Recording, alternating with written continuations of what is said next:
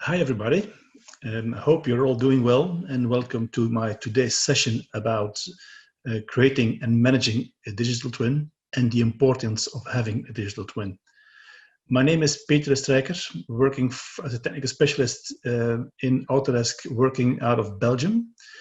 The reason of this session of today is to make you understand that with the current Autodesk tools you have in your availability, you can create your own digital twin and manage them as well in operation. So to better help us to understand where we are coming from, let's look at what is driving change in factory first. As you know, demands on your product facility is constantly changing. Change is inevitable. There is a lot of reasons why manufacturers have to cope with change. For example, you may have a new product that you are introducing into the market, or the customers may be demanding better performing products or more efficient products, or they may even be asking for personalized, which requires mass customization of your products. You may be concerned about sustainability of your process, or you might be facing new regulations. You also may face, for example, concerns about budget and looking ways to reduce costs. And maybe you're looking ways to fund new equipment. Or perhaps your source and transportation supply chain is being disrupted.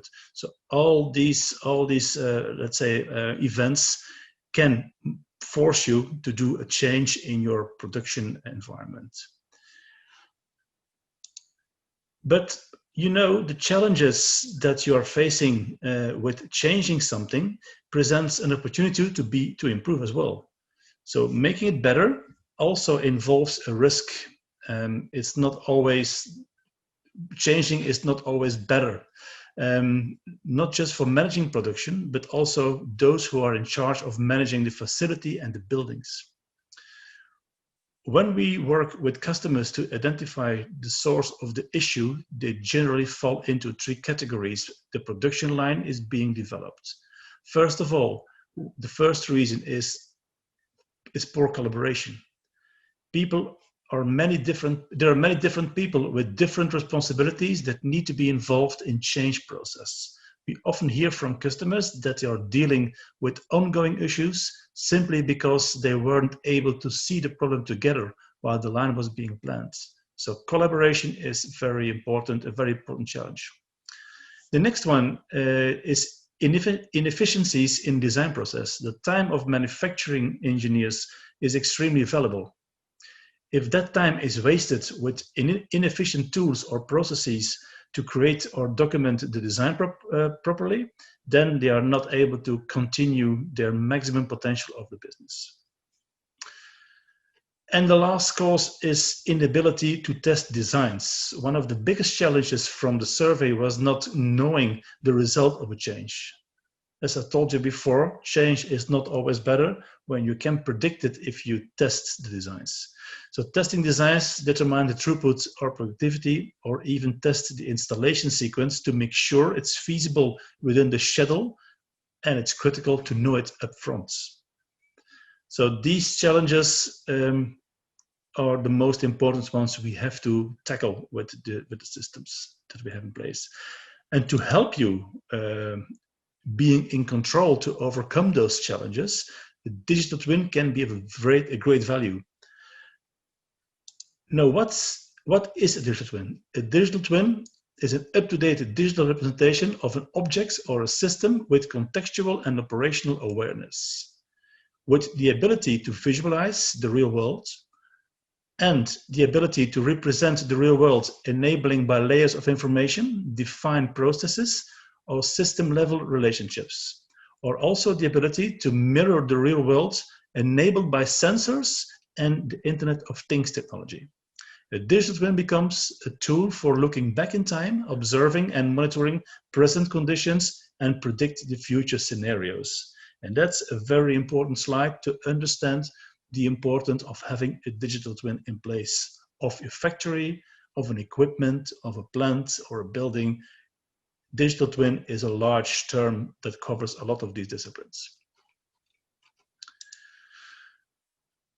A digital twin consists out of a couple of things. First of all, you have the 3D models, the 3D CAD environments. It can be buildings, it can be machines, it can be even terrains. There's also an important layer that is fed by the properties and the metadata you have from the equipment inside the installation. Connect to the real world with sensors and data helps you to control and visualize the system in operation. And behind that, there can also be mathematical or logical modules to, let's say, consume and gather information that you can see in the interface. And a couple of applications on digital twins is that you can monitor, diagnostic, and make prognosis of a production line. You can also simulate a digital twin. You can learn from the real data to improve time in the next version. And you can also predict the future by simulating the processes. Now, to create a digital twin, you have to create a kind of a concept of digital twin. And in the early stage of concepts, to continue to improve the operation, Autodesk Solution helps bring together the entire project team to design, construct, and operate these factories. As I mentioned earlier, we are going to look at 3 main topics in this. It is plan and design, it is construct and commission, so making that decision during commissioning, and operate your facility or factory efficiently. These 3 main topics are going to be covered in the next couple of minutes. So we'll begin with the first one, plan and design. So Autodesk Factory Design Utility technology is mainly based on smart 2D and 3D assets library, which can be stored both local and cloud-based information. This is a common library for all applications that are involved in this workflow, such as process analysis, AutoCAD for 2D layout, Inventor for 3D layouts, and Navisworks to create the entire mockup of the facility. So Factory Design Utilities is going to be the key product in this case to set up the mechanical production line. So all this library is the backbone of the system, and you have, let's say, predefined assets that comes with the software installation. You can also create your customer assets, or you can also have a kind of cloud-based library that is shared over the cloud to many users worldwide. So in case you have an object that has been engineered and you want to use this as in the layouts, you don't need to have the full, complete, detailed design of the machine. We need to have a kind of reduced representation machine, which represents quite easily the shape and the visual representation of the model, but we don't need to have all bolts, nuts, and details in there. So we have equipment tools available and features available that helps you to simplify this task by selecting, in this case, for example, all small components in one go and hide them out of the machine. You can also get rid of small details like holes and fillets, which you don't really need in the let's say, equipment library. But still, you need to have a machine that represents the real world. And this is what we're doing here in this case. So we just create a simplified model, reducing to one component instead of a multiple part assembly in this case. So this is the way we can simplify quickly models and make it ready to publish this model in the library, ready for use in your future layouts. So once this library has been equipped with enough machinery, then we can start going to the plan and design phase. So how can we help improve design efficiency during the process, installation, and production and site planning? And are we going to be identify the opportunities to improve overall factory efficiency? Well, let's begin with the 3D creation of a 3D model, 3D layouts, which is the first step we need to do to make this work. So here's an example of a quick layout setup from 2D to 3D based on the library objects that comes with the software, or in some cases, equipment we have posted or published inside the library by ourselves. This is great for stakeholders who have a hard time to understand what the facility is going to look like as a 2D drawing, because this is still not very visible for non-engineers. If you see this layout, as for example a financial manager or director, you don't really understand what you're really investing in. So when we can transform this 2D layout very easily in a 3D model, that's more, let's say, is a more visible, understandable model for everyone, even not for technical people. So now we are still populating the layout of the production floor, even with operators and so on. And with one button, we can go easily to the 3D objects environment, which is now created for you. And then you can continue working in here if you want. So there is no reason why you should stay in 2D for making your layout. There is no pressure to start in 3D only, because you have a bidirectional link between the 2D layout and the 3D layout, as you can see here. So we now continue to set up the layout with new equipment in 3D, and so on and so forth. So you can easily complete this lane. You can go as far as you want. You see, we can modify and add some new equipment in here until we are done with this layout.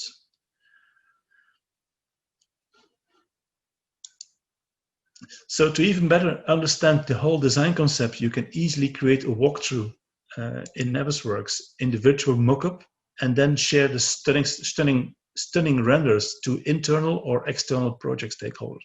So the model that we have here,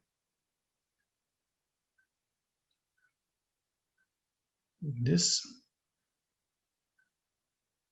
can easily be rendered, and it's a cloud technology that we are using for that. So you can set the parameters you want to have in the rendering environment, and then after a couple of minutes you get a message telling you the render is ready, and that's the results you're going to get. So you can share these links due to an internet access address, or you can even create a QR code which helps you to scan the QR code, and then even on a mobile device you can easily pick up this beautiful renders making in factory. All right.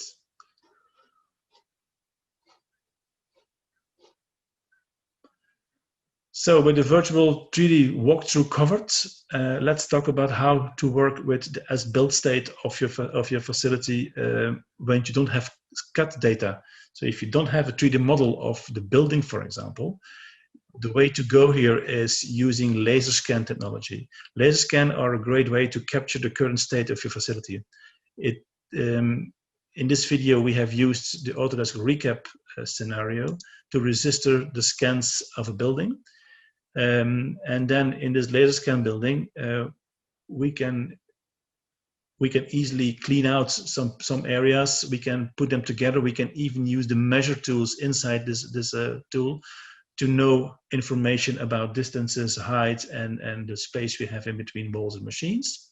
And this scan can also be referenced into Inventor or AutoCAD as design aids, or you can include it in your coordinated Navisworks model for clash detection, which you will see later in this presentation. You also have the possibility to equip the scanned environment or the picture series with 3D CAD models that you have designed in your layout. So it is a hybrid visual of the existing space of the customer and the new equipment you have designed or layouted in your CAD environment. So laser scans are going to help you to accurately capture the current state of your facility to ensure your equipment can be installed without any collisions or interference with the components within your building. And again, this scan isn't the as-built situation as of today, so it's very actual. So you can really make a collision check with this without any problems. So next, let's talk about testing the efficiency of your project. Process analysis is used to model, study, and optimize manufacturing processes. By visualizing the process, you can identify potential bottlenecks or opportunities to improve efficiency, not just before they occur on the factory floor, but even before you begin inserting equipment into your design. So rough materials, processes, and buffers can be connected to form a work cell or assembly line before you get to the end of the product. And if you're currently tracking a process model in Excel, then this can be imported into process analysis to create a model design that can be run. So with the process analysis done, let's talk about optimizing your layout in AutoCAD. In this clip, we are looking at a 2D facility layout in AutoCAD. Taking the information we learned from the process analysis, we can now map this information into the real-world coordinates. So we can now analyze our layouts for machine utilization and power consumption, as well as material flows through the factory to become products. Or we can analyze the transportation cost of the product, looking at how much time it takes for materials to travel to the factory and how much distance they have traveled so far. So summarizing this section, we have seen now how we can optimize our design layout before doing any CAD design work. We can capture the as-built situation and current situation of facility using laser scan, and then bring all together of 2D, 3D, and point layout data into one coordinate model for visualization and analysis to identify potential problems during installation. And importantly, all of this works can take place digitally before any physical change takes place in your facility. So giving you the reassurance that planned change have been de-risked and the opportunity taken to optimize your production process. Now we are going to look at the challenge during construction and commissioning, concentrating on avoiding project delays and budget overruns by sequencing, scheduling, and simulating construction processes. So how we are going to stay on schedule and on budget during factory change projects. We require an integrated model of the existing and new facility, and the production system with the ability to detect clashes and collisions before the project starts. We also need to provide project teams with insight into any potential scheduling issues that can delay the production or the installation of the new facility. So here you can see in our production line, the building has been set up with the building. On top of that, we have now let's say a communication tool to talk with all stakeholders in this project. And in some cases, it's not in the same engineering office, but outside the office. So we can now communicate with these guys to ask for design changes because in certain situations, the production line can have a collision with the building infrastructure. And sometimes it's easier to modify, let's say, a ducting trajectory more than, for example, changing a production conveyor line, which is have more impactful information. So we can do this with the tool to communicate, and we can check the collision as well to see where the collision occurs and how we can solve it. Next step is in the same environment. If you have your mockup ready, you can create a kind of 4D time simulation of when a subcontractor can come and install his equipment just to overcome that equipment cannot be installed because obstructions of already installed equipment is there available. So we have discussed clash detection a little bit and installation of the sequencing in Navisworks. It's also important to touch on the seamless exchange of data between the factory equipment and the BIM models environment. So it's important to have one single source of truth where the life cycle of machines and equipment can be stored and viewed and added. So in this case, for example, we need to have, or we have the entire project digitally available. So all collisions and all, let's say, levels in this model are stored, the time or the project process, progress, sorry, is available in here. And you also have documentation of every collision that has been detected on the field, but also during design, and who and how to resolve these collisions. Here. With data exchange and collaboration with stakeholders understood, let's move to the final topic. And the final topic is for the final section, we could consider the challenges involved in operating your facility, managing your equipment, and production changes, and keep the quality of your products at a high level. So none of this works without managing your data properly.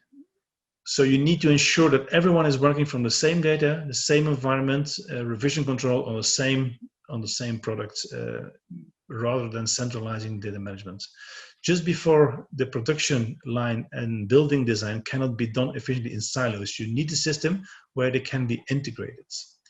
And we have a tool that allows you to manage the life cycle of products. That means a machine, the history of a machine, for example. You can track maintenance, failures, who installed it, who is the supplier, what are the documents that are going with the machine, and everything can be consulted from one single environment. In this case, for example, it's the machine life cycle. We can change the status of the machine from installed over in service over obsolete, and so we can attach all the information and the life cycle of a machine inside this environment. So the first part of this section was setting up and managing a digital twin.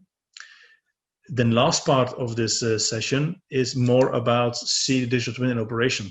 So for that, we are using an Autodesk technology called Forge that allows you to combine technologies together and create a kind of central dashboard, a cloud-based dashboard that allows you to visualize and understand what's going on in the facility during operation and based on a digital twin of the machine or the building or the factory.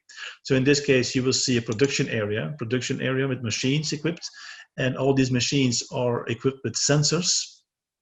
So Forge allows us to, let's say, project the sensor information inside digital twin, and we can see, for example, here a machine running, see what the time is, what the temperature is, what the speed is, what the vibrations are of this machine, real life in this building. The way how we set up this interface is all defined by the customer, so you can program it as you want to see it in here. But here the entire production area can be monitored from a distance on top of this digital twin. Another example here is an equipment in a chemical plant. So you have the chemical plant, and you can monitor, for example, the pressures involves, the flow involves, temperature of the medium that go to the filter or the valve. So all these things can be monitored and triggered, and also there can be set alarms that give you a signal when something a value has becomes too high, that it gives you a warning that something needs to be done. Need to be serviced, or there's something wrong in this area. That's what you see here. So in Fusion, we can start tracking a maintenance order to the maintenance service department that this filter or this valve need to be replaced or cleaned, or you name it, what you want.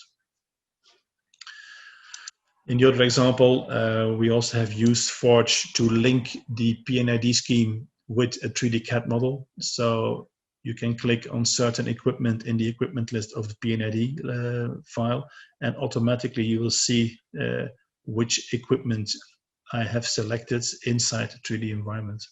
There it is. That's the pump and the filter, or the pump, sorry, that we need. And now we can start consulting information. We can again create a maintenance request, and so on and so forth. It's very useful information to have the real life, the real world environment visible here, and then create some activities around it. So this being said, is the end of the presentation. If you want to review this workflows based on plan, commission, and operate, We have a website that gather all the information on 3 pages already. So if you want to see more about this, use this link, and then you can review again this information from scratch. And the end of the session is now. So we have a Q&A part. Probably it will be done in a separate Q&A room. But stay tuned. You can ask your questions, and I'll stay a little bit longer to answer the questions you have still after my presentation. Thank you all, and I hope it was a very interesting session for you. Thank you. Bye-bye.